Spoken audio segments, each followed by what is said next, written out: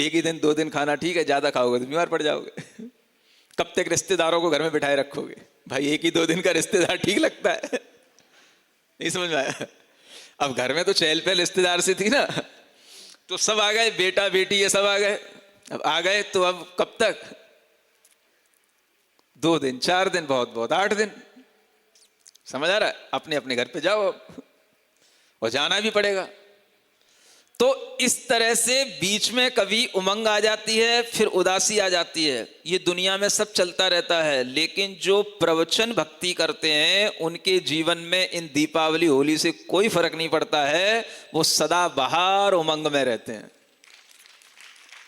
सदा बहार उनके अंदर उत्साह रहता है। सुन रहे हो? उदासी तो नहीं आ रही?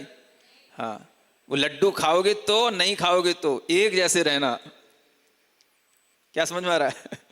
तब जो है आपको समझ में आएगा प्रवचन भक्ति का आनंद क्या होता है। ऐसा ये प्रवचन भक्ति का भाव, तो जब हमारे अंदर इस तरह से जिनेंद्र भगवान के वचनों की उत्कृष्टता का ज्ञान होगा, तब हम भगवान की भक्ति सही ढंग से कर पाएंगे।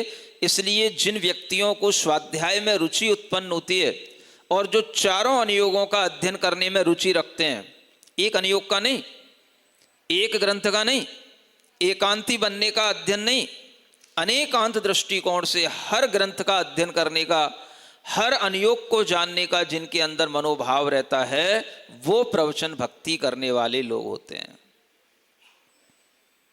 सुनते हो? इसलिए जीवन में समय निकालो क्या करने का? हाँ, प्रवचन सुनो पहले। सबसे अच्छी बात तो ये हुई कि सबसे ज्यादा, सबसे पहले अगर किसी ग्रंथ का ऑनलाइन पर सबसे पहले प्रवचन शुरू हुआ तो वह प्रवचन सार ग्रंथ का व्याख्यान सबसे पहले ऑनलाइन आया। समझ आ रहा है? ये भी एक नई शुरुआत थी, एक नया इनिशिएटिव था जो दिल्ली से लिया गया था।